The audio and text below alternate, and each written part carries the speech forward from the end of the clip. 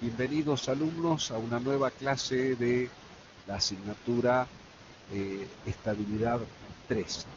La clase de hoy va a ser para culminar el tema del método de las fuerzas, que en nuestra última clase había sido aplicado a estructuras de alma llena, que son aquellas donde lo que predomina es el efecto de la flexión. Vamos a estudiar ahora las llamadas estructuras reticulares, aquellas formadas por barras rectas que están vinculadas entre sí a través de nudos que se consideran articulados. Es decir, esta condición de articulación en los nudos, más la hipótesis de aplicación de las cargas en esos nudos, hace que la estructura reticular trabaje exclusivamente a esfuerzos normales de tracción o de compresión. ¿Comprendido?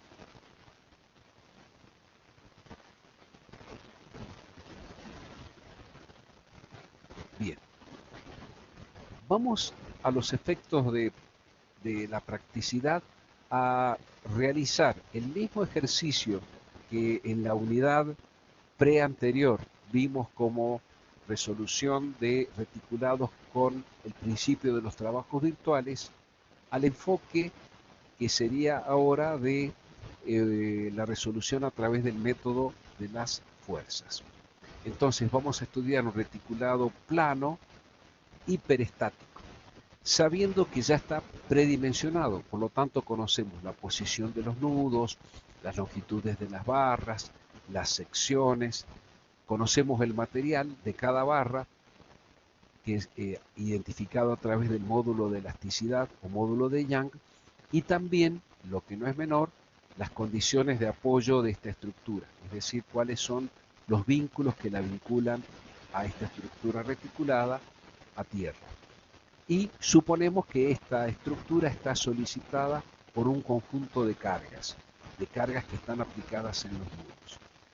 Si ustedes comparan esta diapositiva con la del principio de los trabajos virtuales, van a ver que es exactamente la misma.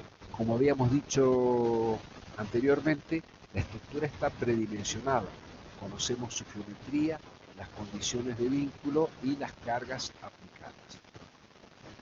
Para poder aplicar el método de las fuerzas, debemos evaluar si esta estructura es hiperestática, con lo cual debemos realizar como paso 1 la evaluación del grado de indeterminación estática. En el caso de las estructuras reticuladas, sobre todo, debemos tener en cuenta no solo la superabundancia de vínculos externos, sino también el hecho de que podría haber un número de barras mayor que el de las necesarias para garantizarnos la rigidez del reticulado. Entonces, siendo A un apoyo fijo y B un apoyo fijo, el número de vínculos existentes es 4. Como todo el reticulado se comporta cual una única chapa, nosotros necesitamos número de chapas más 2 vínculos. 1 más 2 es 3. Tengo 4, pero necesito 3, me sobra un vínculo. A su vez, si contamos el número de barras, vamos a ver que tengo 4 más 2 diagonales son 6, más 4 barras inclinadas que llevan a los apoyos me da 10 barras existentes. La cantidad de barras necesarias por la fórmula era el doble del número de vértices menos 3. Tengo 2, 4, 6 vértices. 6 por 2, 12. 12 menos 3 es 9. ¿Cuántas barras tengo? 10. ¿Cuántas barras necesito para garantizar la rigidez? 9. Por lo tanto, la suma de 1 más 1 me indica que el grado de indeterminación estática asciende o llega a 2. ¿Esto ha sido bien escuchado y entendido, chicos?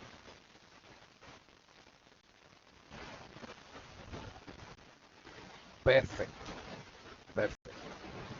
Bien. Como hacíamos en el principio de los trabajos virtuales, lo que debe realizarse como paso siguiente a la evaluación de la indeterminación estática es la adopción de un sistema isostático fundamental.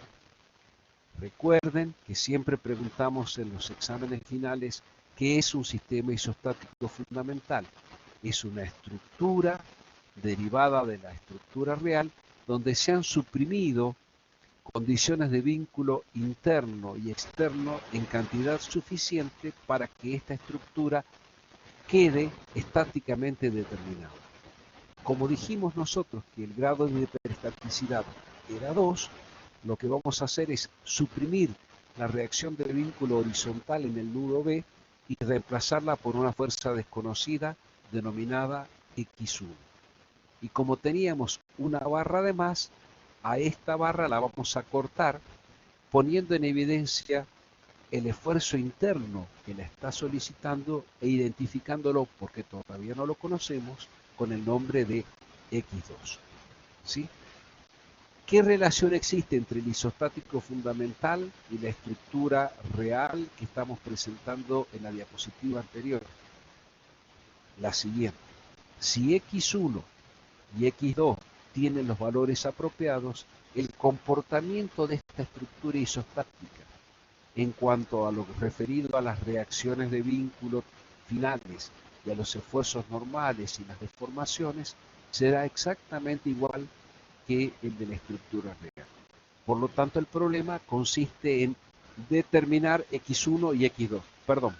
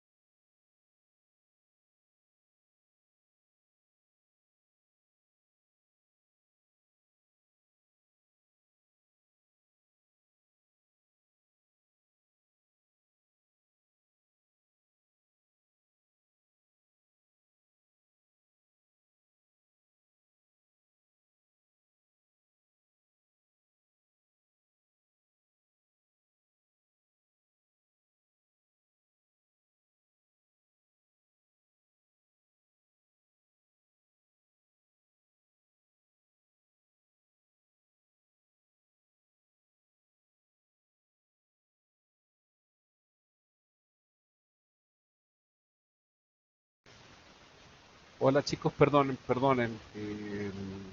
que haya interrumpido la clase, continuamos normalmente. Bien, entonces habíamos dicho que la resolución de esta estructura real por el método de las fuerzas consistirá en seleccionar un par de incógnitas, en este caso la fuerza X1 que reemplaza a la horizontal en el punto B y la fuerza X2 que reemplaza a la normal en la barra DE, y con esos valores y considerando que estamos en teoría de primer orden, con la aplicación del principio de superposición de efectos podemos resolver la estructura de manera definitiva. Insistimos, los pasos del principio de los trabajos virtuales y del método de las deformaciones en el arranque son muy parecidos, por lo tanto no hay que confundirse en el método. Hacemos como antes el análisis del sistema isostático fundamental en el denominado estado cero. ¿Qué es el estado cero? Cuando este isostático está cargado exclusivamente con las cargas exteriores P1, P2 y P3 y las incógnitas no están consideradas, es decir, que su valor es cero. Entonces, con esta información que tenemos al tratarse de una estructura isostática, perfectamente podremos calcular, tomando momentos en el punto A, la reacción vertical B sub B0, tomando momentos en el punto B, la reacción vertical B a 0, y por sumatoria de fuerzas horizontales encontrar el valor de H a 0. Con estas reacciones finales, más nuestro conocimiento de los métodos para análisis de estructuras reticulares, podemos evaluar los esfuerzos normales en cada una de las barras. A esos esfuerzos normales le podemos llamar N o S. En este caso hemos usado la letra S y el sub 0. ¿Sí? No está dibujada acá la barra que nosotros hemos cortado, porque ha quedado suelta, y por lo tanto para cualquier conjunto de cargas que se aplique y que no esté explícitamente en esa barra, su esfuerzo interno va a ser 0. Entonces, ese 0 para la barra ED, es decir, que arranca acá y llega hasta este nudo, es igual a 0. ¿Está comprendido el estado 0?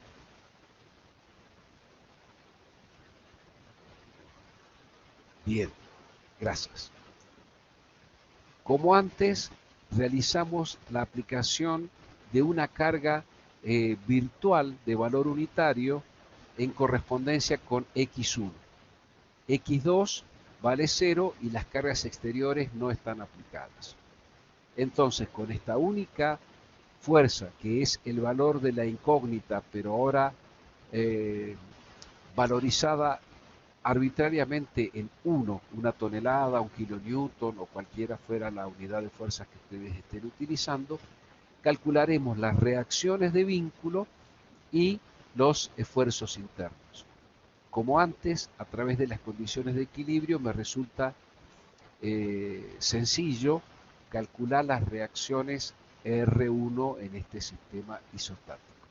Y con estos datos de las cargas exteriores activas y reactivas, aplicando equilibrio en cada uno de los nudos, encontraremos las fuerzas normales SI1. ¿Sí? La I quiere decir para cada una de las barras y el subíndice 1 quiere decir provocadas por el valor unitario de X1. El segundo subíndice hace referencia a en correspondencia con quién estoy aplicando una carga de valor 1. Eso sería o determinaría el conjunto de las S1. ¿De acuerdo? Puedo pasar a la siguiente diapositiva.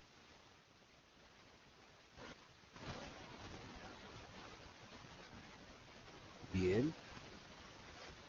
Paso siguiente, sistema isostático fundamental en el estado 2. Estado 2 quiere decir que a la segunda incógnita X2 le damos un valor arbitrario en cuanto al número de la intensidad y al sentido.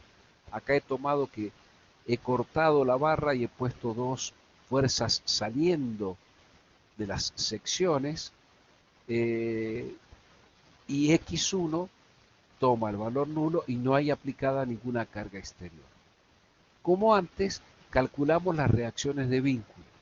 En este caso particular, si ustedes observan, al tomar momentos en el punto A o en el punto B, resultaría que los valores de la vertical en B2, H2, HA2 o el valor de la horizontal, acá está al revés, perdón, escrito, me da 0. Que las reacciones de vínculo sean nulas no quiere decir necesariamente que los esfuerzos internos también lo sean. ¿Por qué? Imagínense ustedes que van a analizar este nudo.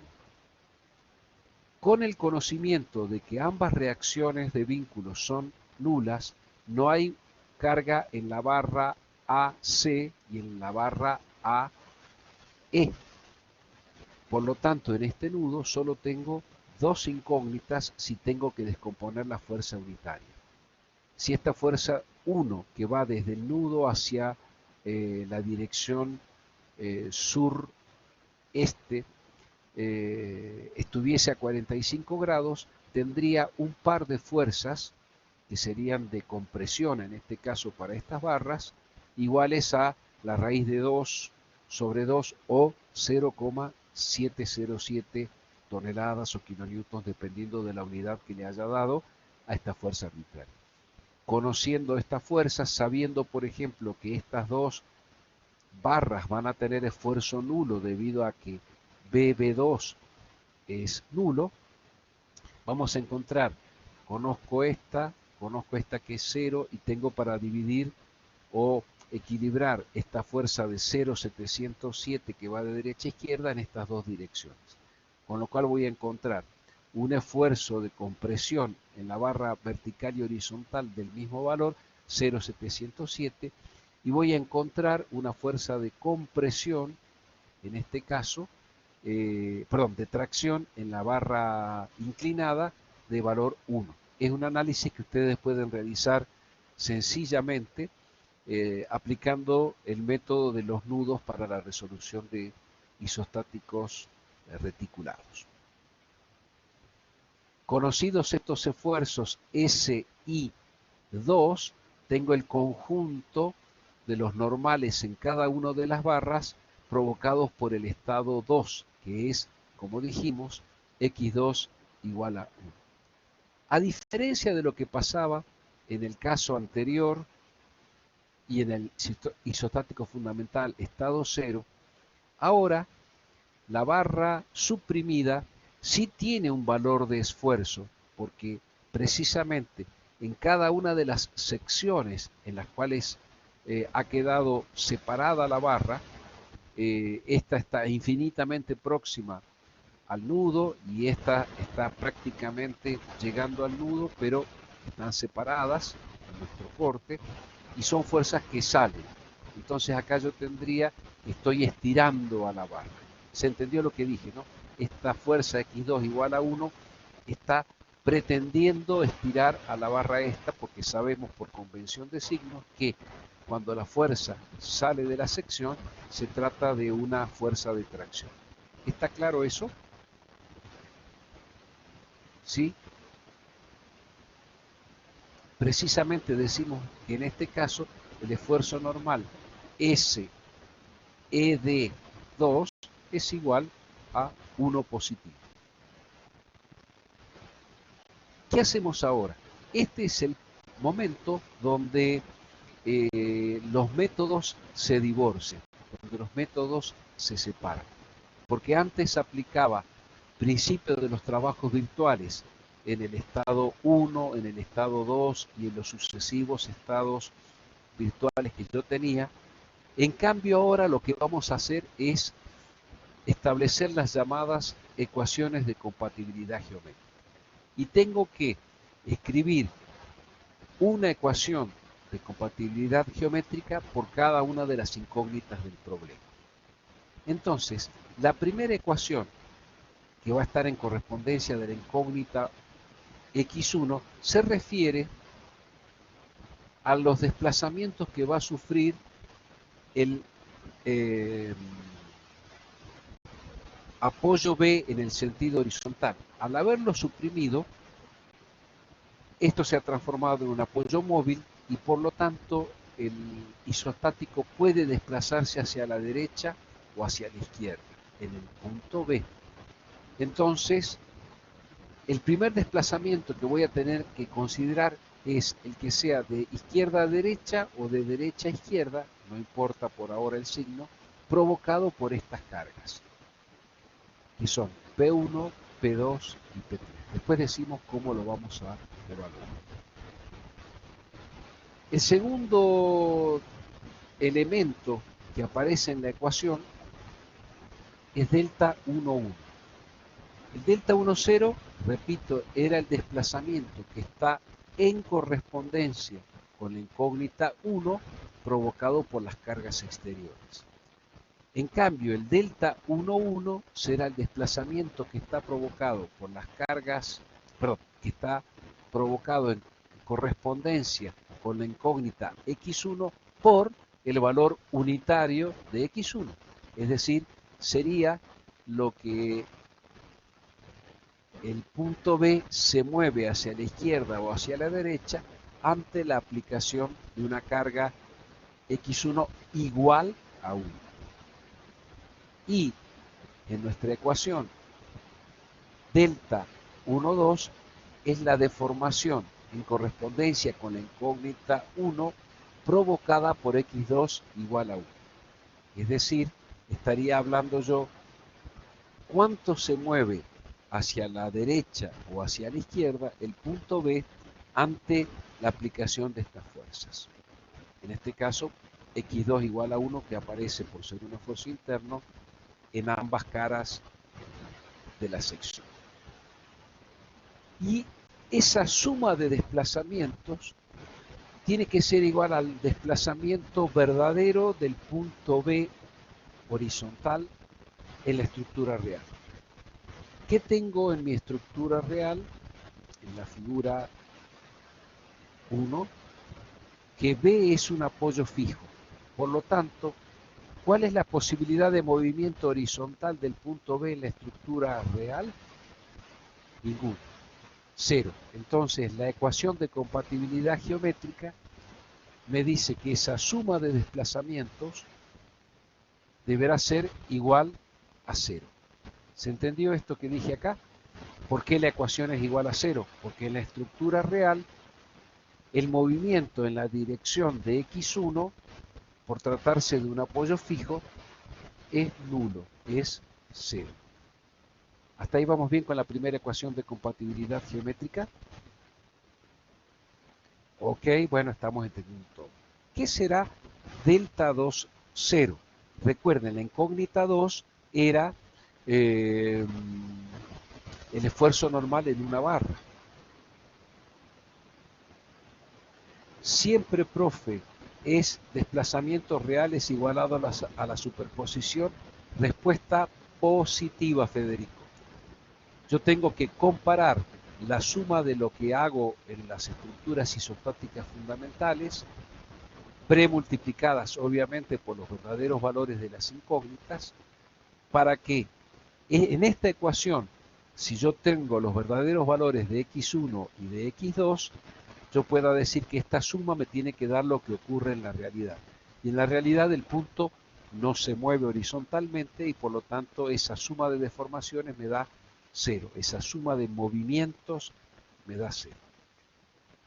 La segunda incógnita era una barra que está unida a un par de nudos.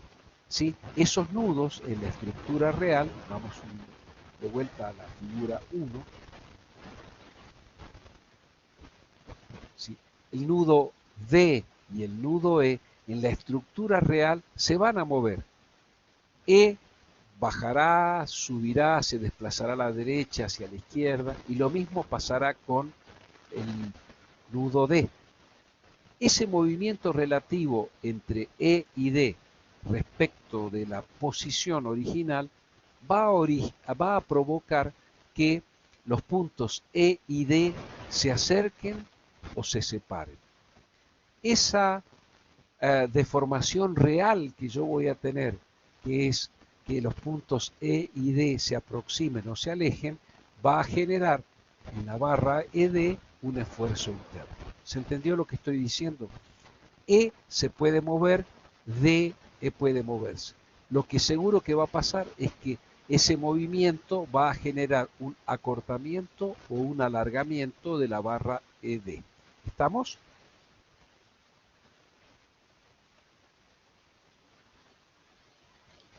¿Qué hacemos ahora? Planteamos nuestra segunda ecuación de compatibilidad geométrica, que va a estar relacionada con lo que pasa con la incógnita 2. Y digo, el desplazamiento en correspondencia con la incógnita 2 provocado por las cargas exteriores será lo que pasa en la figura 3. Es decir, estos puntos se van a hacer o se van a alejar. ¿Cuánto? Todavía no he dicho el valor, pero sé que se acercan o se alejan por la mera aplicación de las cargas exteriores en el sistema isostático fundamental. A ello le tengo que sumar el verdadero valor de x1, que es incógnita del problema, por el desplazamiento en correspondencia con la incógnita 2 provocado por x1 igual a 1. Es decir, cuando yo a la estructura isostática fundamental le aplique una fuerza virtual x1 igual a 1, estos puntos también tenderán a acercarse o a alejarse. Ese es el valor que está provocado por x1 y en correspondencia con la incógnita x2. Por lo tanto, esa separación ese alejamiento o acercamiento de los puntos se llamará delta 2, 1. Y me falta el tercer término de esta ecuación que dice que es el producto del verdadero valor de x2, por ahora desconocido, multiplicado por la deformación en correspondencia con la incógnita 2, provocada por x2 igual a 1. ¿De qué estoy hablando? En este caso, en el isostático fundamental estado 2, la aplicación de x2 igual a 1 va a arrastrar al punto E y al punto D, tratando de acercarlo. Fíjense que la fuerza x2, al ser de tracción y esto viniendo para acá, está tratando de arrimarlos a esos puntos. ¿Sí? ¿Cuánto vale esa deformación? Todavía no lo sé. Y eso va a ser igual al verdadero acercamiento o alejamiento que va a tener los puntos E y D en la estructura real. Vuelvo a la figura 1. Ese acortamiento o alargamiento de la barra es lo que se acercan o se alejan los puntos E y D. Si yo aplico la ley de Hooke, el alargamiento o acortamiento de una barra es igual al producto del esfuerzo normal por la longitud de esa barra, que se llama ED, dividido el módulo de elasticidad del material por el área de esa barra. Esto se entiende el valor absoluto de este número, ¿sí? Y en este caso, x2 no es igual a 1, sino en la estructura real, x2 tiene un valor que es lo que yo tengo que hacer. ¿Sí? ¿Se entendió? Repito, el valor absoluto de este término. ¿Por qué no es igual a 0 como pasaba antes?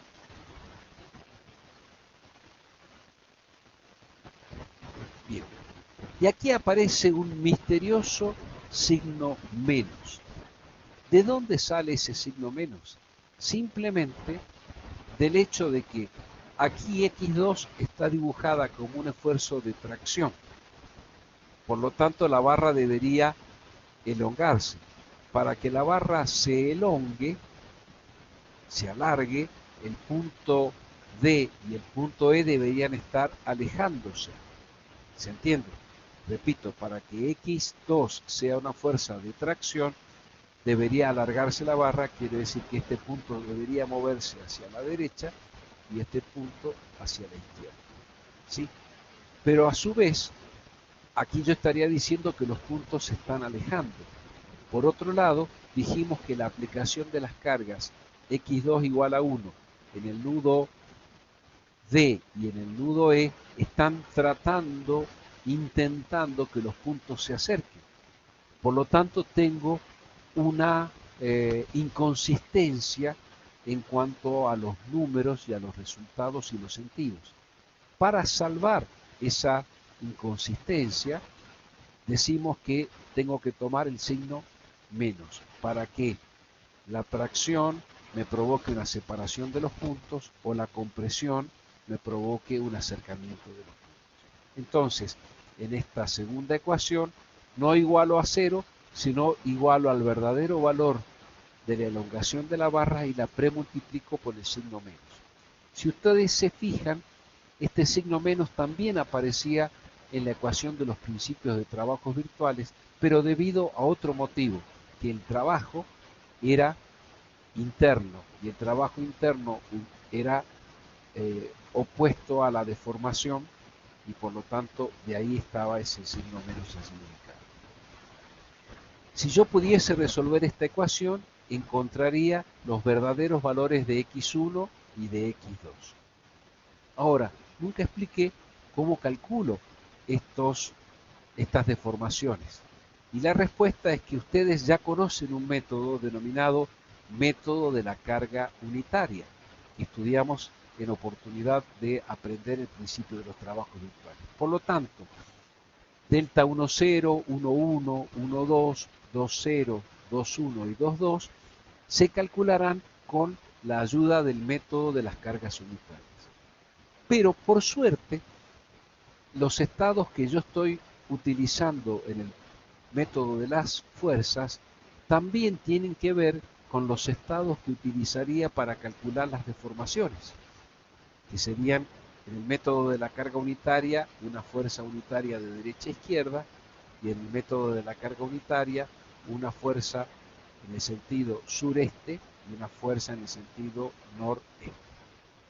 Por lo tanto, si yo me acuerdo cuál era la definición del método de la carga unitaria, 1 por delta IJ es igual a la sumatoria de los productos de los esfuerzos normales, que pueden escribirse con N o con S, como los ponemos acá, multiplicados por L sobre E por A. Y esa sumatoria debe abarcar todas las barras de la estructura isostática. En nuestra ayuda viene el teorema de Maxwell, que dice que los delta IJ serán iguales a los delta JI. Por lo tanto, delta 1,2 será igual a delta 2,1. Es decir, un corrimiento horizontal tendrá el mismo valor absoluto y el mismo signo que un alargamiento o acortamiento de una barra. ¿Sí? Entonces, cuidado, en esta ecuación yo lo que sumo son deformaciones y las comparo con lo que pasa en la estructura real. En el principio de los trabajos virtuales establecía la nulidad de trabajo. Como ven, conceptualmente son distintos los métodos de análisis de la estructura. ¿Cómo calculo estos NIJ? Yo les había propuesto en la oportunidad del método o el principio de los trabajos virtuales la construcción de una tablita auxiliar donde ponemos la identificación de las barras, sus características geométrico-mecánicas y después los esfuerzos provocados en el isostático fundamental ante las cargas exteriores, ante x1 igual a 1 y x2 igual a 1. Y luego hacía los productos S0 por S1, S0 por S2, S1 por sí mismo, S1 por S2, que es igual a S2 por S1, y S2 al cuadrado. Reemplazaba toda esta serie de parámetros del problema, algunos tenían signo más, otros signos menos, hacía la sumatoria, y estos valores que me aparecen acá son ni más ni menos los valores de los delta IJ que corresponden. Entonces, en esta ecuación, lo que yo no conozco es x1 y x2. Obviamente, para poder resolver el sistema de ecuaciones, a este término que está a la derecha y donde aparece la incógnita, lo deberé pasar a la izquierda y sacar factor común x2. ¿Se entendió cómo he calculado x1 y x2, chicos?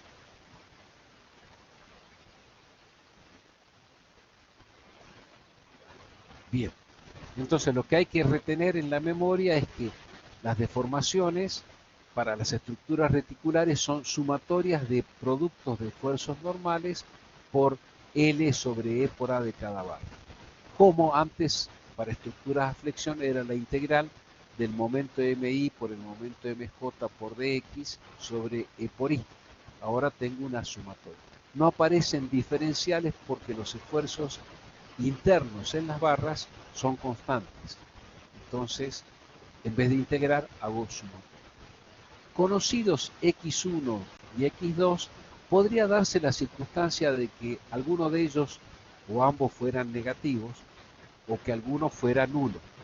Recuerden, dijimos antes que si la incógnita me daba con signo menos, quiere decir simplemente que para ese estado de cargas en particular, en vez de ser de derecha a izquierda o de tracción o compresión, tiene el sentido contrario. Y si alguno de ellos me dice que es cero, lo único que quiere decir que para ese estado de cargas, en mi estructura real, esa reacción de vínculo X1 o ese esfuerzo interno X2 serían cero. Conocidos X1 y X2, aplicando el principio de superposición de efectos, sumo estado 0 más estado 1 por el verdadero valor de X1 más estado 2 por el verdadero valor de x2 y consigo tanto las reacciones de vínculo finales como los esfuerzos internos finales. Si tengo todo esto, con el método de las cargas de la carga unitaria puedo evaluar cualquier deformación que desee. Bien, como vieron, lo que nos faltaba era bastante poco para poder terminar. ¿Se comprendió el contenido de la clase de hoy?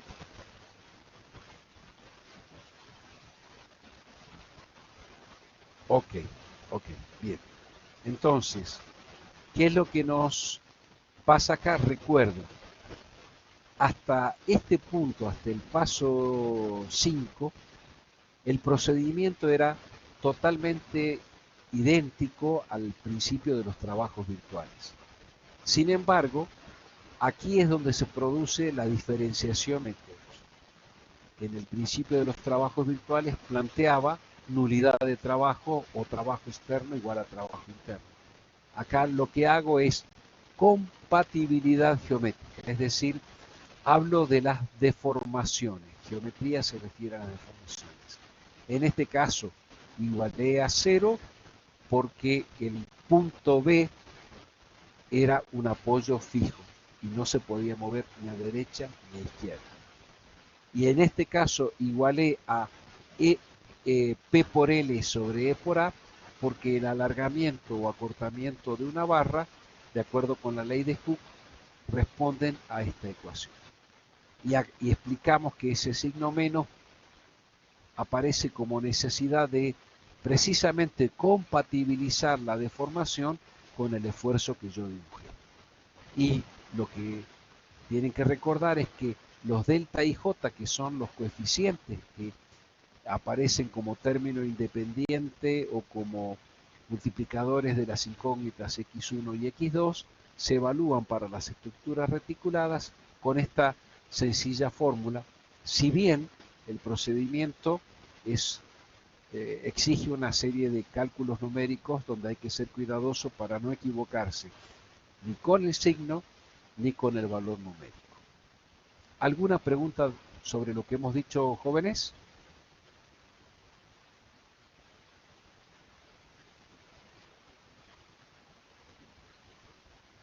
Francesco, ninguna. Omar tampoco. Bien.